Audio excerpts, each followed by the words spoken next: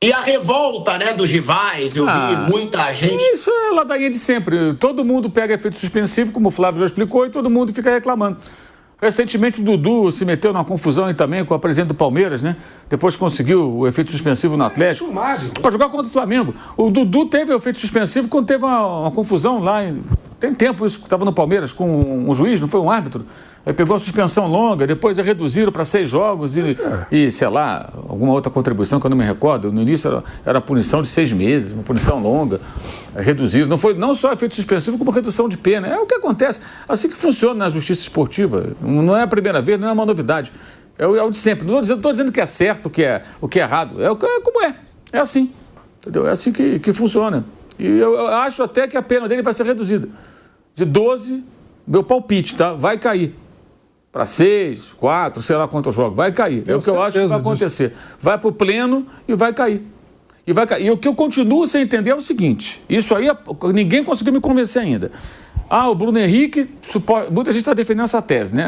Que ele combinou com o Flamengo, né, que ele tomaria o cartão contra o Santos. Eu queria entender como é que alguém combina tomar um cartão no dia... Ele falou para o irmão dele, Santos, a palavra Santos, no dia 29 de agosto. O jogo com o Santos foi 1º de novembro, 64 dias depois. Como é que você prevê que vai tomar um cartão 64 dias? Não consegui entender isso aí. Detalhe, nesse intervalo foram 8 jogos, o Flamengo foi eliminado da Libertadores, perdeu a final da Copa do Brasil para o São Paulo e o técnico mudou. Ele combinou com quem? São Paulo, mas o técnico contra o Santos já era o Tite. Achei confuso essa parte aí. Não consegui entender. Não consegui entender mesmo. Eu acho que ele falou Santos, assim, meu palpite, sabe, de uma forma meio aleatória, sem nexo nenhum. Que o jogo seguinte era contra o Botafogo. Ele estava pendurado, tomou o 3º cartão. E, contra o Santos, ele está de novo pendurado pela segunda série de cartões amarelos. Como é que você pode prever que vai estar pendurado de novo daqui a... Eu achei muito confuso isso aí. Não entendi muito bem, não. Gostaria que alguém me explicasse, mas até agora não consegui entender. E pouca gente percebeu isso, hein? Que foram 64 dias entre a conversa, em que ele fala para o irmão Santos, né? E o jogo contra o Santos. 64 dias. Pouca gente percebeu isso. O pessoal não leu o inquérito, né? Tem um monte de gente da imprensa que comenta, fala, dá palpite, nem não leu o inquérito. Tem que ler. Tentar entender. Essa parte, para mim, não ficou muito clara. Como é que você combina um cartão? Todo mundo combina, sabe disso. Você toma um cartão nesse jogo para você cumprir contra a equipe que vem depois, que não é tão forte, e o jogo mais difícil você vai estar de volta. Isso aí sempre se fez no futebol, você está careca de saber, né? Não estou nem discutindo se é correto, se é ético, se é certo ou errado. É como as coisas acontecem. Mas se ele combinou o cartão, como é que ele combinou com tamanha antecedência? Não tem lógica. É isso que eu não consigo entender. Sabe, não consigo entender isso aí. Queria entender. Enfim... Mauro, mas então, você queria entender, você está acompanhando mais, leu todo o inquérito, mas então o que você acha que aconteceu? Não sei. Não sei, eu já perguntei até advogado, não consegui entender. Já perguntei. Como é que pode isso? Estou querendo entender. Talvez amanhã ou depois eu consiga falar com alguém que me explique. Como é que você combina um cartão amarelo 64 dias antes? Isso que eu não consigo entender. Se a defesa é essa, como eu entendi, como é que pode isso? 64 dias antes tomou o cartão, você combinou o cartão, no dia 29 de agosto, estava combinado, tomaria um cartão contra o Santos, mas o jogo foi 64 dias depois. Eu não consegui entender, só se eu entendi alguma coisa errada, aí tudo bem. Mas ainda não consegui decifrar isso. O que você está achando é que a defesa não convence. Isso, eu queria entender, porque pelo que eu entendi, o argumento é, não, ele não prejudicou o Flamengo, ele combinou que tomaria um cartão, ok. Só que o jogo seguinte, a conversa que ele teve com o irmão em 29 de agosto de 2023, foi contra o Botafogo. E ele, por acaso, tomou o cartão. Mas ele não falou Botafogo. Por isso que eu entendo que ele não deu informação privilegiada para o irmão. Ele falou Santos. O correto, se ele fosse dar informação privilegiada, era Botafogo. O irmão ia apostar no cartão contra o Botafogo e ele tomou o cartão. Ele não falou isso. Entendeu? Isso eu acho que é um ponto positivo. Mas se de fato ele teria combinado o cartão, como é que ele combinou 64 dias antes, sendo que nesse intervalo 2 meses. Mudou até o técnico, né? Mudou. Esse jogo contra o Santos foi em Brasília com o Tite. Com o Tite. E quando a conversa aconteceu, o técnico era Sampaoli. E geralmente se combina com o técnico, né, Vamp? Lógico. O cara tá pendurado, combina com quem? Com o presidente do clube? Com o roupeiro? Não, é com o técnico. O técnico... Você até falou outro dia aqui sobre esse tema, né? Daqui para frente, você até abriu andando assim. E agora, quando combinar? Quando combinar? Agora, isso ficou assim, na minha visão. Se o jogador combinar com o técnico, isso vazar, até o técnico é suspeito. Quem vazou? Alguém pode falar, foi o técnico. Alguém pode achar que foi o técnico, que não pode ter nada com isso, coitado. Ele não tem nem interesse nisso. Essa virou uma informação confidencialíssima. Sabe termo de confidencialidade que assina contrato, tem lá? Tem que colocar isso aí agora em contrato. Não pode falar nem no confessionário, que vai que o padre gosta de apostar. Não é verdade? De repente o padre gosta de apostar. Vai lá, seu padre. O padre gosta de bingo, agora não sei se de repente. Aí chega lá na igreja, vai lá no padre, seu padre, eu pequei, eu fiz isso, aquilo, outro, eu combinei com um professor lá que eu vou tomar um cartão contra o time tal. Opa, quando? Como é que vai ser? Aí o padre vai lá e pimba, né? Igual aquele filme. Lá? Não, igual o filme. Igual o filme do Zorro lá, que o bonitão lá do Antônio Bandeira, ele entra lá na igreja e se esconde dentro de onde o padre fica, e a Catarina Zeta-Jones está apaixonada por ele e fala, padre, preciso me confessar. Se confesse, minha filha, eu estou apaixonada pelo Zorro. E era ele que estava lá dentro. E eu, opa! Então, mas isso é bom. Isso é bom te mostrar. Porque se o Mauro tivesse falando isso de outro clube, iam falar, tá criticando porque não é o Flamengo. Isso é muito bom a gente deixar claro. É muito bom. Nem precisa, Thiago. O Mauro tá trazendo... Isso é coisa de otário, entendeu? Achar que alguém mas aqui... tem, né, mas o otário a gente tem que ignorar. O cara achar que eu vou deixar falar uma coisa porque é o Flamengo... Eu já falei isso várias vezes. O Flamengo é muito menos importante para mim do que o meu trabalho e minha profissão, do que o jornalismo. Ponto. Mesmo sendo o time da minha infância, do meu pai, do meu filho, de pessoas que eu gosto, não importa. O Flamengo é segundo plano. Primeiro é o trabalho, cara. O trabalho tem primeiríssimo lugar, primeiro, segundo... Você bate, modo direto, você bate direto da tecla do negócio dos meninos lá? Enfim. Aí se algum bobo acha que não, sabe, eu entendi a sua intenção e até agradeço, até pelo contexto da semana. Mas assim, esses são os biltres. O cara tem que ser muito idiota para achar que eu vou... Outra coisa... quando a gente critica um time, uma coisa que está errada, você está ajudando o clube e não prejudicando. Agora, se você passa pano, aí você está atrapalhando. E quando, por exemplo, eu falo da dívida do Corinthians e tem corintiano que fica com raiva de mim, deveria me agradecer. Fala assim, esse cara está ajudando o clube, ele está falando coisas verdadeiras que acontecem, que precisam mudar no clube que eu tanto gosto. Mas não, o cara fica com raiva. Quer dizer, isso é pouco inteligente, sabe? Isso é não usar a cabeça. Mas eu vou exigir que a pessoa que tem um cérebro de minhoca use a cabeça? Não dá, é o biltre é assim. E a gente fala isso porque não importa se é o Flamengo, se é o Palmeiras, se é o Internacional, se é o Vasco. A gente tem que falar as coisas como elas são. Eu acho a punição do Bruno Henrique branda. Entendo que para um ano não havia realmente um artigo que se encaixasse. Porque o caso dele não é como o caso dos jogadores que confessaram, que receberam dinheiro, que participaram de esquema. É diferente. O erro dele, na minha visão, é ter dialogado sobre um assunto que ele jamais deveria permitir que entrasse em pauta. Fosse o irmão dele, fosse o padre que perguntar. Não, isso aí eu não falo. Em hipótese alguma. E os jogadores são orientados para isso. Então, acho que ele cometeu um erro. E aí, se ele comete esse erro e entra num artigo que prevê 12 a 24 jogos, na minha visão, tinha que pegar 24 jogos. Um abraço. Para aprender. Para ele e outros aprenderem. Deram 12 e acho que vai diminuir. Eu não concordo com isso. Eu não sou advogado, sou leigo no assunto, mas tento entender, converso com as pessoas que são especialistas na área para tentar formar minha opinião e eu acho injusto. Acho que deveria ser uma pena mais rigorosa. Porque isso, assim, as bets estão dentro do futebol, no mundo inteiro. Time da Premier League tem propaganda de bet na camisa. Então não adianta ficar com hipocrisia, dizer tem que acabar. Não vai acabar, irmão. E outra coisa, uma tese que eu defendia, eu até já abandonei, porque uma pessoa que trabalha nesse mercado, a gente fala com as pessoas para entender melhor.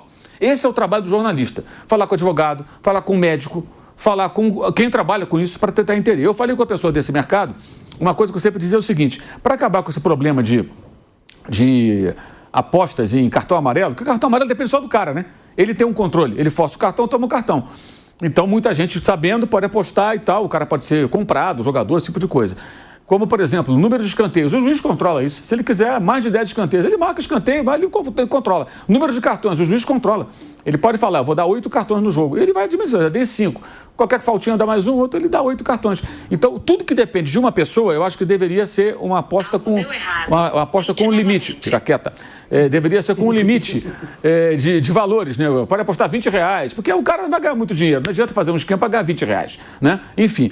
Mas aí uma pessoa que trabalha nesse mercado me falou o seguinte: Mauro, se as empresas regulamentadas, as bets aqui no Brasil regulamentadas, fizerem isso, não vai adiantar nada, porque as quadrilhas que se organizam vão apostar lá fora, em sites que não estão regulamentados, não atuam no Brasil, no black.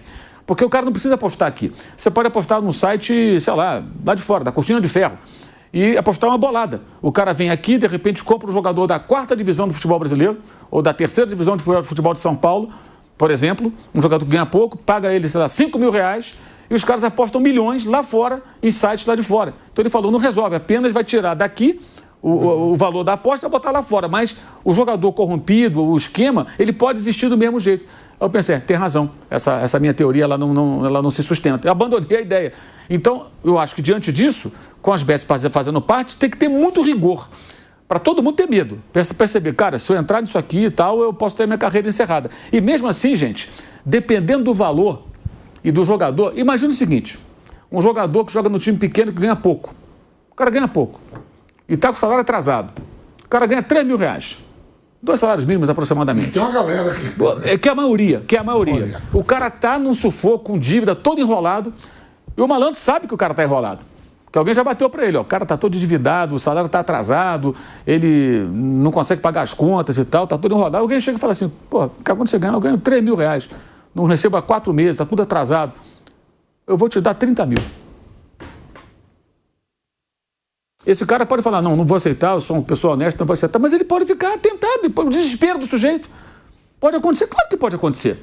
E ninguém vai saber, o cara joga num time pequeno, sei lá onde, e aí os caras vão descarregar isso lá fora no site de aposta. Então é muito sério isso, porque as bets estão nesse meio, elas não vão sair, então é preciso, na minha visão, muito rigor para que todos tenham medo. O jogador vai pensar, cara, eu posso pegar essa grana, eu posso perder minha profissão, nunca mais vou jogar futebol, eu posso ser banido do futebol. Aí o cara vai hesitar.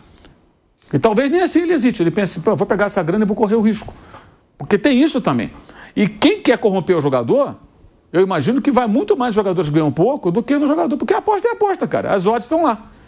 Se as odds para o jogador do time pequeno é de tanto para o cartão amarelo, não importa se ele joga na Premier League ou ele joga na 5ª divisão. Teve um caso do jogador do Santos, acho que é o Bal, meu zagueiro. Ele tinha que tomar o cartão amarelo no jogo. Quando termina o jogo, ele vai peitar o juiz.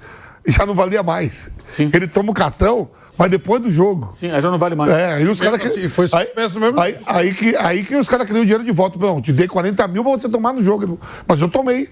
Os caras falaram, não, mas era o jogo, a bola rolando. Você tomou depois. Não vale. Lembra disso? O caso do Bob foi esse mesmo. E é o caso. Ele foi punido, mas o caso dele, ele comprovadamente participou, admitiu, ficou provado. O Bruno Henrique não participou de um esquema. O Bruno Henrique, esse é o meu entendimento, tá? E é errado que o Bruno Henrique, ele dialogou sobre isso e supostamente deu uma informação, aí tem diferentes interpretações do fato. Então, assim, o delito dele me parece que não é tão grave como o desses caras. Por isso, os artigos são diferentes, as penalidades são diferentes. Mas eu acho que tem que ser, eu só acho, tá? Não sou advogado, que qual a pena máxima nesse artigo? É sempre pena máxima. Para mim tinha que ser sempre assim. Que é a única maneira de você fazer o jogador de futebol, os personagens do futebol terem pavor de uma punição severa. E os clubes, ao invés de passar pano, deveriam punir o jogador também. O que a lei prevê? Eu não preciso pagar o seu salário na punição? Não vou pagar. Não vou pagar. Você arrumou essa confusão. Eu não vou pagar. Porque aí o cara vai sentir no bolso. E aí todos vão começar a pensar, olha, isso é muito perigoso, não vou me mexer nisso. Não vou me envolver nesse tipo de coisa. Ainda assim, sempre vai ter o risco de acontecer, gente. Sempre vai ter o risco de acontecer. Alguém pode eventualmente ser corrompido, pode se corromper. Infelizmente, essa é a realidade. Mas acho que o rigor seria muito importante para que isso acabasse. Acabasse não, isso diminua. Porque é um negócio muito sério que ainda pode dar muito pano para a manga. E não é um problema do Brasil, né? Isso é um problema do esporte. Não, e eu concordo com o Mário, eu levantei isso até, sim, eu sabia do contexto, e não só por isso. Né, Mauro? Porque falam muito pra você, falam pra mim, falam, e eu tô cagando também, eu como você tô cagando, mas é bom a gente apontar, porque se fosse qualquer outro clube eu dizer, o Pilhado e o Mauro estão dizendo que foi leve porque é o Corinthians, porque é o Palmeiras, porque é o Vasco, e aí é bom às vezes nessas situações a gente provar, né, para os idiotas que falam isso, porque eu, ainda tudo bem, porque eu ainda zoo, eu brinco, quando o Flamengo ganha eu dou uma zoada, quando perde eu fico bravo. Cara, faz parte. da brincadeira. Agora, a gente nunca deixou de criticar quando é o Flamengo, pelo contrário. Eu acho que eu pego até mais pesado. E eu achei a pena do Bruno Henrique, eu concordo com o Mauro, leve, foi leve. 12 jogos, pro que ele fez, querendo ou não, ele combinou alguma coisa, querendo ou não, a família dele apostou nisso que ele disse, então tem que ser punido com rigor para servir de exemplo. Tem que ser. Até porque foi o que eu falei, gente.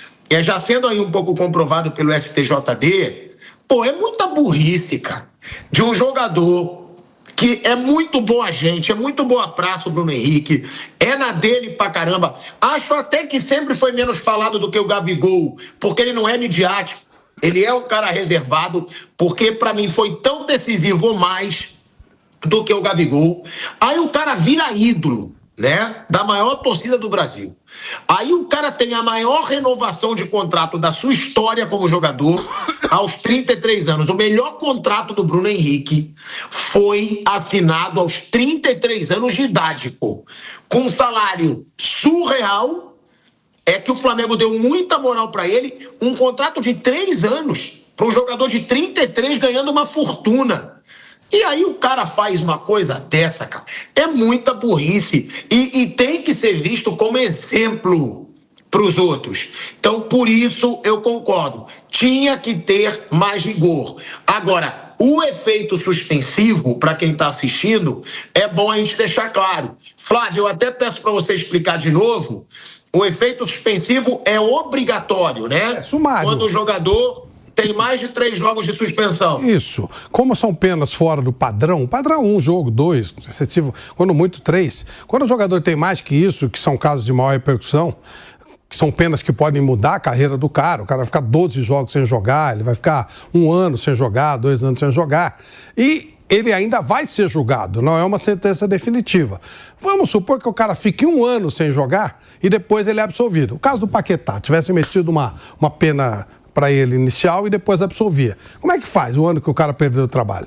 Não dá. Então, você entra, é automático. Entrou, eles são obrigados a dar essa pena, subentendendo-se a inocência do jogador, tanto que vai para um novo julgamento. O que não quer dizer que ele vai deixar de cumprir essa pena. Só se ela for diminuída, como vai ser o caso aqui, porque os tribunais aqui no Brasil funcionam assim. Então agora vai dar uma sumida e tal, daqui a pouquinho eles dão uma... Quando você menos espera ver, o tribunal diminuiu para 4 jogos, 3 jogos e tal, diminuiu a multa, ou aumentou a multa e diminuiu o número de jogos, mas a pena, o efeito suspensivo é automático. Mais de 3 jogos, qualquer um pode pedir, se não fizer, no momento que você fizer que você recorrer, pediu, tem que ser dado, porque pressupõe-se que o clube não aceitou a punição, o jogador não aceitou a punição, e ele quer provar, quer ter mais uma chance, que a lei lhe permite de provar que está inocente.